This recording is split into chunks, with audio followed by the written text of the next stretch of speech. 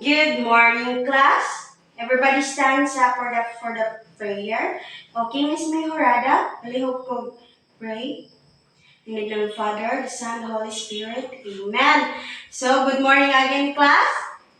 Kumusta man atong adlaw karon? Okay ra? Sige, please arrange your chair and pick up the pieces of the paper. Sige, stand up sa mo. Stand up kay na tayo energizer. Kay ba pamuon sa ng kanta nga, I'm alive, the Lord awakens to CST. Okay, stand up. Okay. I'm alive, the Lord awakens to CST. I'm alive, the Lord awakens to CST. I'm alive, the Lord awake, alert, alive. I'm alive, the Lord awakens to CST. Okay, very good. Thank you for your cooperation. So, everyone is all present? Very good. Everyone is all present.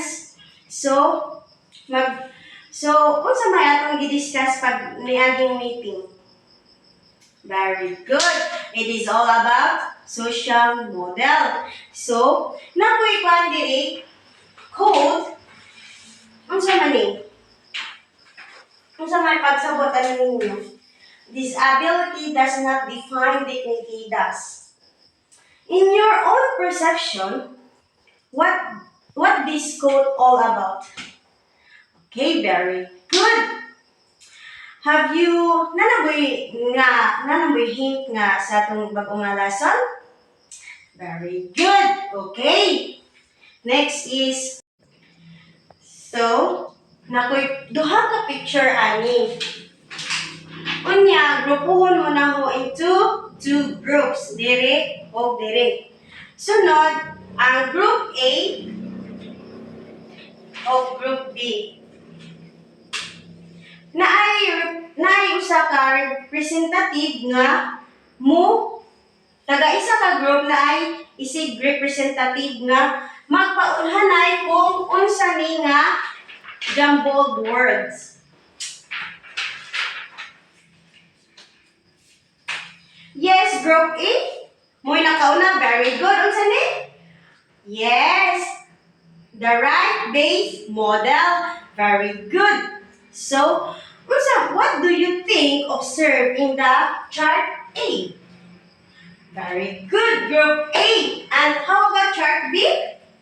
Very good. Unsa may inyong naobserbahan ang mga pictura? Okay, very good. So, na naman mga hint nga mo day atong karon, atong lesson is it all about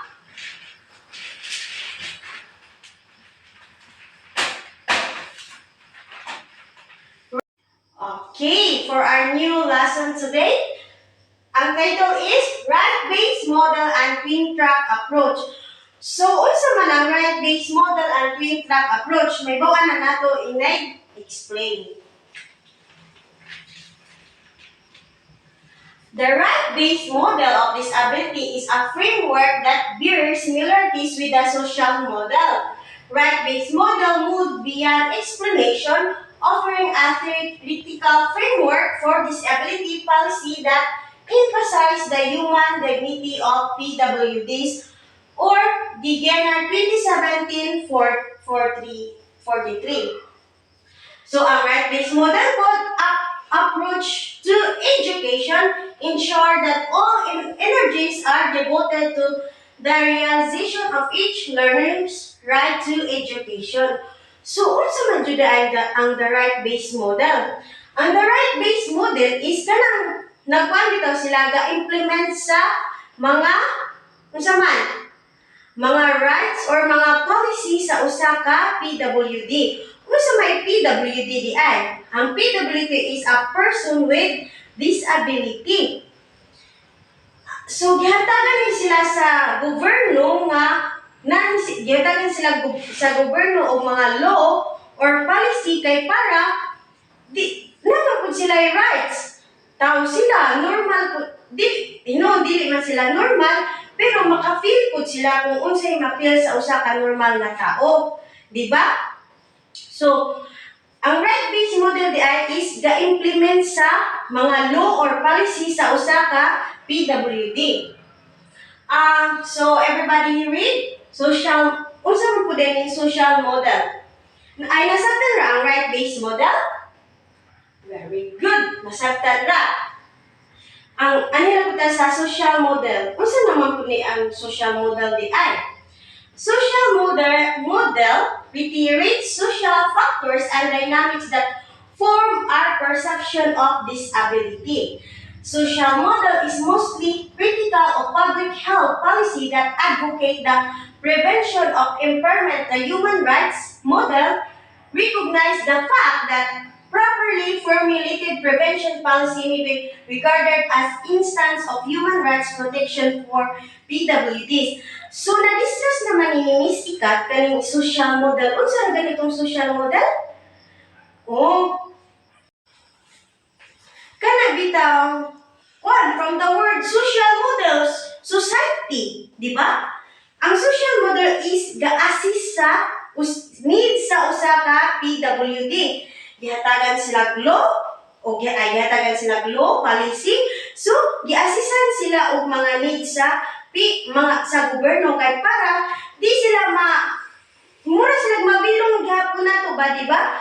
Di sila kanang noon naman joy discrimination ang PWD kay nga naman, di ba? Ang ordinaryo nga ang mga tao makakita og kimpang, di ba? I-discriminate nila.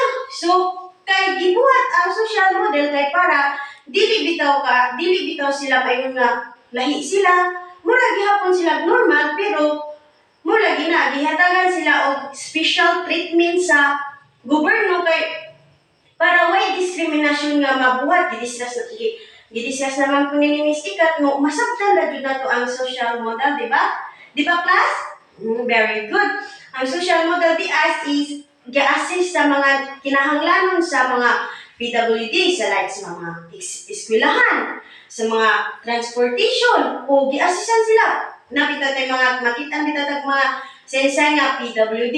Ana sila, di ba kay kung itipo sila sa normal, maglisod man sila, kitahay, pungkol ka, luoy ka, ay maglisod ang kuan, kanagtang maglisod ang kuan, ang mga PWD kung magkarambula ng mga transportation. Magkarambula bitaw na magsakay-sakay o luoy kayo ang PWD, di ba? Di ba, class? Oh. So, masabtan na ang social model? Masabtan na, very good. So, ano na po sa there are 4K actors directly involved in such model. Na po ni sila yung 4K for upat ka K. Number 1, the government as duty bearers. Number 2, the child as the rights holder. Number 3, the parents not only as duty bearers but also as representative of the child. And number 4, the teacher both as right holders and duty bearers. Vandin Baliskat at Scott Hall 2005. So, unsa man din kuan? Duty bearers. So, ang duty bearers is kana bitaw na sila obligasyon sa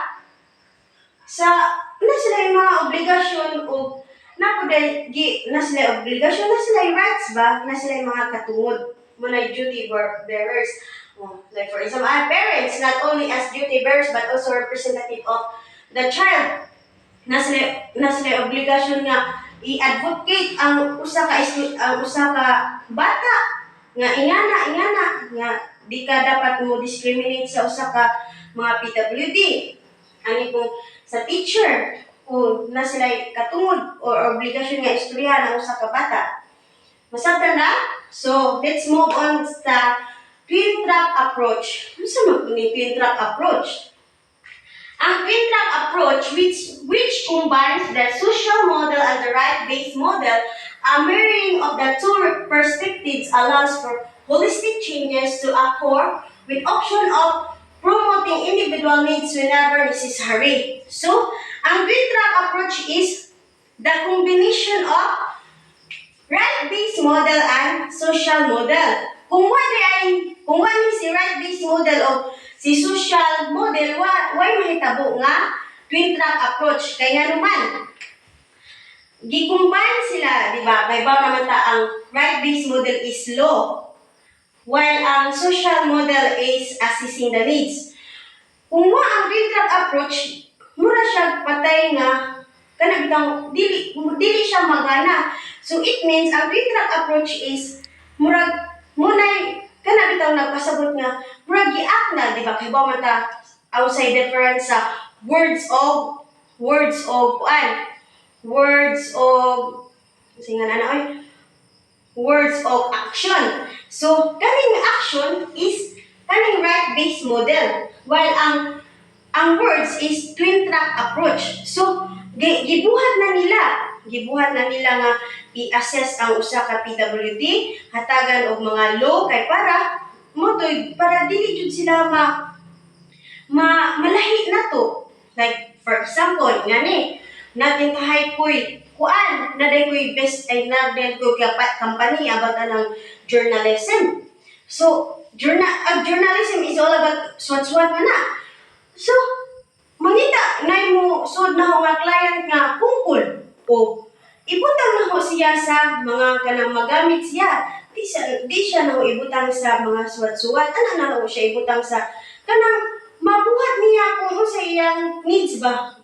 Ay kung unsa iyang magamit sa iyang lawas, iyang kamot. So, pwede na siya subuon. Pwede na siya gamiton na ko iyang utok, di ba? Anak na po, like for example na po, anak sa kanang kanang naikintahay pungkol diya. Magdagandagan siya, maglisod siya, di ba? Di na siya i-appeal sa runner. Dagan-dagan kay pungkol man siya. Like for example po ani, di ba nami kapitan nga bungi. So unsa man na siya PWD na kay disability bungi man siya. So nganong sa kadaghan man nga sa kadaghan na siya kontra nganong siya man jud nadaog, di ba? Bisan og bungi siya kasaligan siya. Di ba nga ba dili ta mag-discriminate sa usa ka tawo. Bisan og PWD sila, naman sila'y katungod ug napud sila'y makafeel pud sila kung unsay ilang makafeel silang kasakit. Dili bisan pa di ta maingon nga discrimination, di ta maingon bisan pa kay na yung mga ubang tawo nga i-discriminate. Munang munang kita nakabalo naman ta nga di ta mo pwede mo discriminate sa usa ka tawo. So kung natin makitaan nga hintahay mga barkada katawan nila ang usa ka mga pungkol or katawan nila bungi nga na mayon ta nga dili ta magngana sa ubang tawo kay maka-feel pud na sila og kasakit. So masabtan na ba ang twin track approach? Very good. Unsa na ganitong twin track approach, class? Yes, it is a combination of social and right-based model. So, manamantag discuss, hatagan sa unog mga 5 minutes ay magtuon sa mo diri. Yan natay activity nga buhaton. So, hurry up. Okay na? So, grupuhon mo na hog duha ka grupo diri o diri. Unya, pahimuon mo na hog draw a Venn diagram nga i-compare and contrast ninyo ang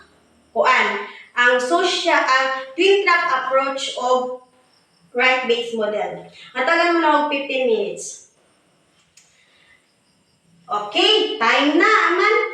Sige. Very good. Unya, natay activity karon.